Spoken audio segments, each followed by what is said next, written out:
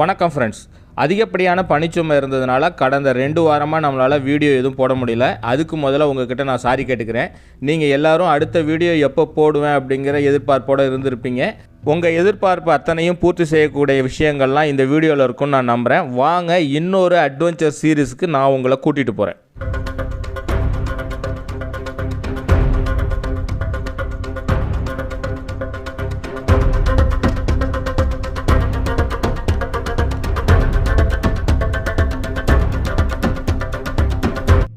நாம் முதுமலை சீரீஸில் Mudumalai night stay, Bandipur safari, அப்புறம் மசனகுடி ட்ரிப், இந்த மாதிரி அட்வென்ச்சரான விஷயங்கள்லாம் முடிச்சுட்டு அடுத்த அட்வென்ச்சர் பயணமாக நாம் போயிட்டுருக்கிற இடம்தான் கபினி. இந்த கபினி எங்கே இருக்குதுன்னு பார்த்தீங்கன்னா, நாம் கிளம்புற முதுமலையிலேருந்து எக்ஸாக்டாக ஒரு 100 கிலோமீட்டர் டிஸ்டன்ஸில் தான் இந்த கபினி அமைஞ்சிருக்கு. இது மட்டும் இல்லாமல் மைசூர்லேருந்தும் நீங்கள் வரலாம். மைசூர்லேருந்து நீங்கள் வரீங்கன்னா ஒரு 80 கிலோமீட்டர் டிஸ்டன்ஸில் நீங்கள் கபினியை ரீச் பண்ணலாம். நாம் முதுமலையிலேருந்து கபினிக்கு எப்படி போனோன்னா, முதுமலை, பந்திப்பூர், குண்டல்பேட், பேகூர், சர்கூர் வழியாக நம்ம ஹச்டி கோட்டாவுக்கு போனோம். ஏன்னா ஹச்டி கோட்டாவில் தான் நம்ம ரூம் புக் பண்ணியிருக்கோம். நாம் டேரெக்டாக கபினிலையும் போய் ஸ்டே பண்ணலாம். கபினியில் ரெசார்ட்ஸ்லாம் நிறைய இருக்குது. இருந்தாலும் ரொம்பவும் எக்ஸ்பென்சிவாக இருக்கும். பெர் ஹெட் வந்து ஃபுட்டு, சஃபாரி, ஸ்டே எல்லாம் சேர்த்து 10,000 போல் சார்ஜ் பண்ணுறாங்க. நாங்கள் 4 பேர் போயிருந்தோம். 4 பேர் ஸ்டே பண்ணுறதுக்கு 40,000க்கு மேலே ஷோராக வரும். அதனால் நம்ம எக்கனாமிக்கலாக தங்கலாம் அப்படின்னு சொல்லிட்டு ஹச்டி கோட்டாவில் நம்ம ரூம் புக் பண்ணி அங்கேயே நைட் ஸ்டே பண்ணியிருந்தோம். அதுக்கான டீட்டெயில்ஸ் எல்லாத்தையும் இந்த வீடியோவில் இருக்குது. அதனால் தொடர்ந்து பாருங்கள். நாம் போயிட்டுருக்கும்போது பந்திப்பூர் ஃபாரஸ்ட்டில் ஒரு இடத்துல கும்கி யானையை வந்து லாரியில் ஏற்றிட்டு இருந்தாங்க. பொதுவாக காட்டு யானைங்க ஊருக்குள்ளார வந்து நிறையா ப்ராப்ளம் பண்ணும்போது இந்த கும்கியை வச்சு தான் விரட்டுவாங்க. ஸோ அதனால் இந்த கும்கி யானையை எங்கேயோ அழைச்சிட்டு போகிறாங்கிறது மட்டும் நாங்கள் தெரிஞ்சுக்கிட்டோம். கொஞ்சம் நேரம் நாங்கள் இருந்து அந்த கும்கி யானை எப்படி தான் மேலே ஏற்று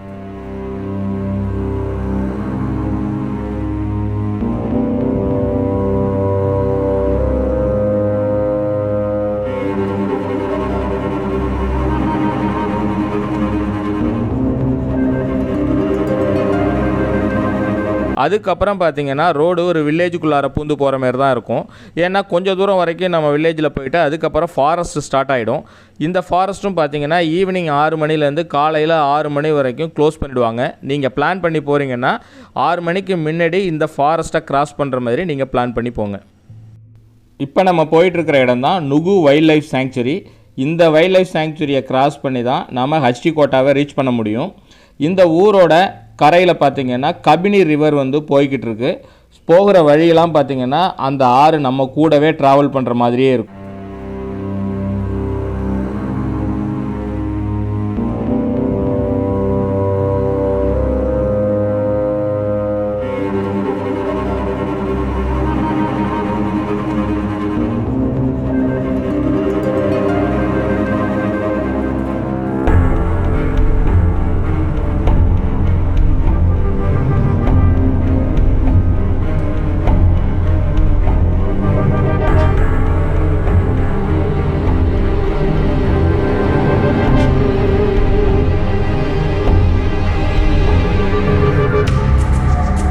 ஹவர்ஸ்க்கு மேலே ஆகிடுச்சு. ஏன்னா ரோடு கொஞ்சம் சுமாராகவே இருந்தது. ஒரு வழியாக நம்ம ஹச்டி கோட்டாவை ரீச் பண்ணிட்டோம். இன்றைக்கி நம்ம ரூமில் வந்து ரெஸ்ட் எடுத்துகிட்டு நாளைக்கு மார்னிங் வந்து கபினி வைல்ட் லைஃப் சேங்சுரியில் சஃபாரி போகலாம். ஹச்டி கோட்டாவில் நாங்கள் புக் பண்ணியிருக்கிற ரூம் வந்து இதுதான். இந்த ஹோட்டல் பேர் ராயல் இன் அப்படிங்கிறது. இதோட டீட்டெயிலெலாம் கீழே டிஸ்கிரிப்ஷனில் தரேன், பார்த்து தெரிஞ்சுக்குங்க. அதாவது ஒரு பட்ஜெட் ஃப்ரெண்ட்லியாக ஒரு ஹோட்டல் வேணும் அப்படின்னா இந்த ஹோட்டல் உண்மையிலே ஒரு அருமையான சாய்ஸு. 1000 ரூபாய் தான் இதுக்கு ரெண்ட்டு. ஸோ நாம் இங்கே தங்கிட்டு மறுநாள் காலையில் நாம் சஃபாரிக்கு போனோம். Hi friends, good morning. நாம் இன்றைக்கி கபினி சஃபாரி போகிறதுக்காக ஹச்டி கோட்டாங்கிற ஊரில் கபினிலேருந்து ஒரு 16 கிலோமீட்டர் இருக்குது. இங்கே வந்து ரூம் எடுத்து நம்ம இங்கே ஸ்டே பண்ணியிருக்கிறோம். ராயல் இன் அப்படிங்கிற ஹோட்டலில் நான் தங்கியிருக்கேன். இந்த ஹோட்டல் வந்து உங்களுக்கு நான் காமிக்கிறேன். அதாவது ஒரு பட்ஜெட் ஹோட்டலில் வந்து ஒரு நல்ல ஒரு டீசெண்டான ஹோட்டல் உங்களுக்கு வேணும் அப்படின்னா இந்த ஹோட்டலில் நீங்கள் ஸ்டே பண்ணலாம். இங்கேருந்து கபினி வந்து ஒரு 1/2 hour டிஸ்டன்ஸ் தான். ஸோ அதனால் இங்கே வந்து தாராளமாக நீங்கள் தங்கிட்டு இங்கேருந்து போகலாம். 6:30க்கு சஃபாரி இருக்குது. ஃபஸ்ட்டு சஃபாரி நம்ம போகிறோம். இன்றைக்கி வந்து ஒரு பெரிய எக்ஸைட்மெண்ட்டோடு தான் இருக்கும். ஏன்னா இங்கே இந்த சஃபாரியில் பார்த்தீங்கன்னா புலிகள் வந்து அதிகமான பார்க்கறதுக்கு வந்து வாய்ப்பு இருக்குது. அது மாதிரி பிளாக் சீட்டாகவும் வந்து பார்க்கறதுக்கு வாய்ப்பு இருக்குது. நம்ம ஒரு எதிர்பார்ப்போடு தான் போகிறோம். நம்ம எதிர்பார்ப்பு நிறைவேறுதான்னு பார்க்கலாம். இங்கேருந்து பார்த்தீங்கன்னா நாங்கள் ஒரு 4:30க்கு எழுந்தோம். ஒரு 5 o'clock கிளம்பலான்னு பிளான் பண்ணியிருக்கோம். 5 o'clock கிளம்பிட்டு அங்கே போய் சேர்றதுக்கு இப்படி ஒரு 6 o'clock ஆகிடும். ஸோ டைம் ரொம்ப ஷார்ட்டாக எடுத்துகிட்டு போக வேணாம், அதனால் கொஞ்சம் ரிலாக்ஸ்டாக போகிற மாதிரி இருக்கட்டும்ங்கிறதுக்காக தான் 5 o'clock கிளம்புறோம். 6 o'clock ரீச் பண்ணிட்டோன்னா 6:30க்கு நம்ம சஃபாரி உள்ளார போகலாம். சஃபாரி ஃபீ டீட்டெயில் எல்லாமே உங்களுக்கு டிஸ்கிரிப்ஷனில் தரேன், பார்த்து தெரிஞ்சுங்க. வாங்க இப்போ நம்ம கபினி சஃபாரிக்கு போகலாம். ஹஸ்டிகோட்டாலேருந்து கபினி சஃபாரிக்கு ஒரு 1/2 hour டிஸ்டன்ஸில் வந்து நம்ம ரீச் பண்ணலாம். நம்ம ஏர்லி மார்னிங் ஒரு 5 o'clockலாம் வந்து ரூம்லேருந்து கிளம்பிட்டோம். போகும்போது பார்த்திங்கன்னா ரோடு ஃபுல்லாக ஒரே பனிமூட்டமாக இருந்தது. ரோடே நம்ம கண்ணுக்கு சுத்தமாக தெரியல. இப்போ நீங்கள் பார்க்கும்போதே நீங்களே தெரிஞ்சிருப்பீங்க. ஸோ அந்தளவுக்கு பனிமூட்டம். ஒரு 50 மீட்டருக்கு அந்தாண்ட உள்ள வெஹிக்கிளை கூட நம்மளால் பார்க்க முடியாத அளவுக்கு ரொம்ப அடர்ந்த பனிமூட்டமாக இருந்துச்சு. அந்த பனிமூட்டத்தில் கார் டிரைவ் பண்ணுறதுங்கிறதே ஒரு பெரிய சேலஞ்சிங்காக இருந்தது. நம்ம காரை ஓரத்தில் நிறுத்திட்டு கொஞ்சம் நேரம் கழித்து போகலான்னா சுற்றிலும் காடு, இடையில நிறுத்துறது அந்தளவுக்கு சேஃப்டி கிடையாது. அதே சமயம் நமக்கு சஃபாரியும் 6:30ங்கிறதுனால டைம் ஆகிடுச்சு. அதனால் ஒரு வழியாக போராடி நம்ம சஃபாரி கவுண்டருக்கு போய் சேர்ந்தோம். நாம் போன டயத்தில் நம்மளை தவிர இன்னொரு வெஹிக்கிள் மட்டும்தான் நின்றுட்டு இருந்தது. பொதுவாக ஆன்லைனில் டிக்கெட் புக் பண்ணிட்டு போகிறது ரொம்பவே சேஃபு. காரணம் என்னென்னா டிக்கெட் வந்து ஆல்ரெடி அட்வான்ஸாகவே ஆன்லைன் புக்கிங்கில் முடிஞ்சிடும். நம்மளும் ஆன்லைனில் தான் டிக்கெட் புக் பண்ணிட்டு போயிருந்தோம். அதனால் க்யூவில் ரொம்ப நேரம் நிற்காமல் கொஞ்சம் நேரத்துலேயே நம்மளை கிளியர் பண்ணி அனுப்பிட்டாங்க. சஃபாரிக்கான ரேட் எப்படின்னு பார்த்தீங்கன்னா 650 rupees பெர் அடல்ட் வந்து சார்ஜ் பண்ணுறாங்க. இதை தவிர அடிஷ்னலாக டிஎஸ்எல்ஆர் கேமராலாம் நம்ம உள்ளார எடுத்துகிட்டு போகிறோம் அப்படின்னா அதுக்கும் நம்ம அடிஷ்னலாக வந்து சார்ஜஸ் பே பண்ண வேண்டியது இருக்கும். நம்மளுடைய சஃபாரி ஸ்டார்ட் ஆகிடுச்சு. நார்மலாக 6:30க்கு கிளம்ப வேண்டிய சஃபாரி பனிமூட்டமாகவும் இருட்டாகவும் இருந்ததுனால 6:45க்கு தான் வந்து நம்மளுடைய சஃபாரி ஸ்டார்ட் ஆகிருக்கு. இந்த சஃபாரியில் நம்ம ஏகப்பட்ட எக்ஸைட்மெண்ட்டோடு தான் போய்கிட்டு இருக்கோம். ஏன்னா புலிகள் வந்து அதிக அளவில் பார்க்கக்கூடிய ஒரு இடம் அப்படின்னு இந்த கபினி சஃபாரியை நம்ம சொல்லலாம். இதுக்காகவே ஸ்பெசிஃபிக்காக நாம் வந்திருக்கோம்.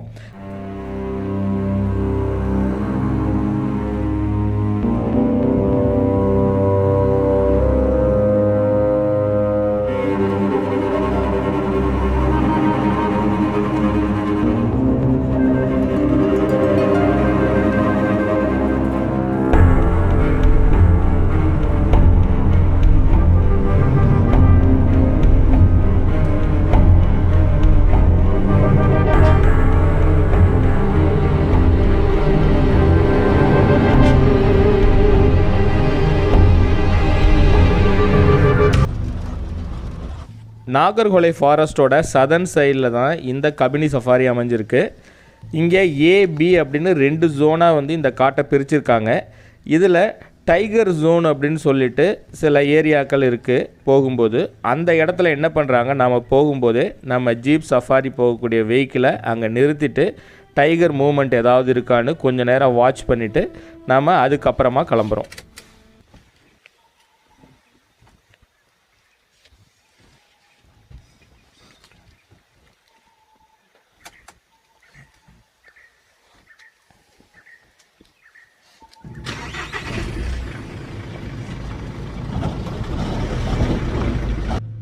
புலி ஏதாவது வருதான்னு கொஞ்ச நேரம் நின்று நம்ம பார்த்துட்டு இருந்தோம்.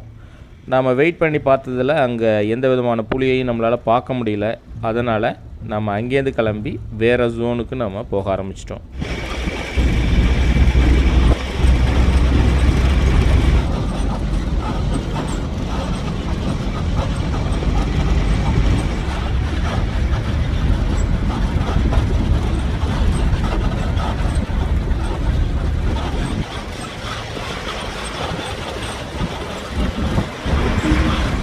இந்த சஃபாரியில் மான்களை கூட்டமாக நம்மளால் அங்கங்கே பார்க்க முடிஞ்சுது.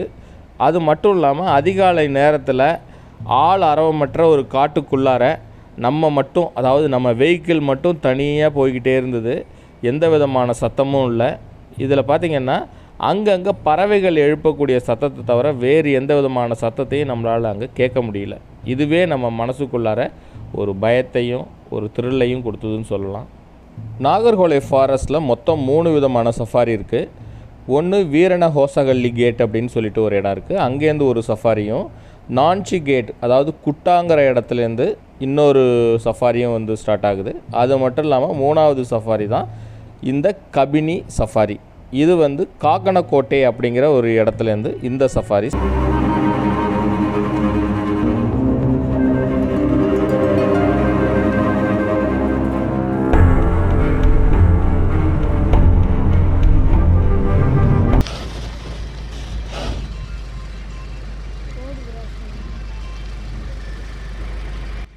நாம் போயிட்டுருக்கும்போது நம்ம சஃபாரி வெஹிக்கிளில் திடீர்னு டிரைவர் நிறுத்தினார். என்னடா திடீர்னு நிறுத்துறாருன்னு நம்ம ஆர்வமாக பார்த்தோன்னா, தூரத்தில் வந்து சாம்பார் டீர் அப்படின்னு சொல்லக்கூடிய கடாமான் வந்து ரோட்டை வந்து கிராஸ் பண்ணிகிட்டு இருந்தது.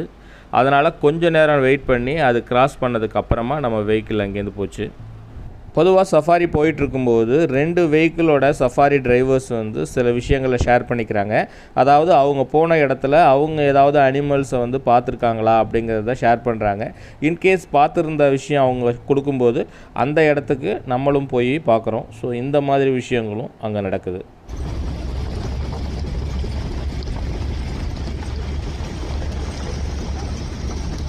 நாம் சஃபாரி போயிட்டுருக்கும்போது டிரைவர் திடீர்னு வண்டியை நிறுத்திட்டு யாரும் சத்தம் போடாதீங்க அப்படின்னாரு.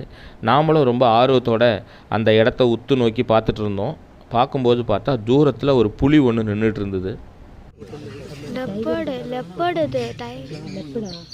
டைகர்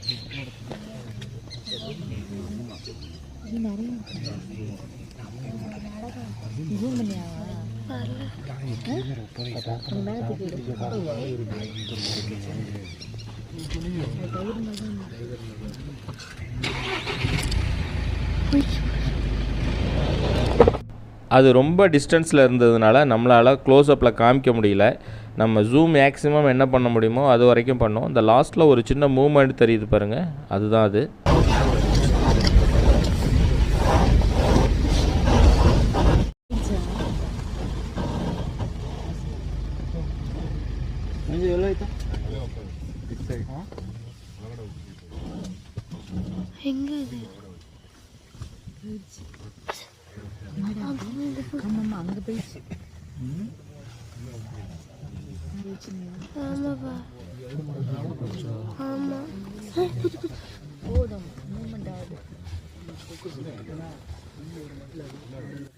நாமளும் கொஞ்ச நேரம் அங்கே வெயிட் பண்ணி பார்த்தோம் க்ளோஸ்அப்பில் ஏதாவது வருதா அப்படின்ட்டு. நம்மளால் க்ளோஸ்அப் ஷாட்ஸ் எதுவும் எடுக்க முடியல.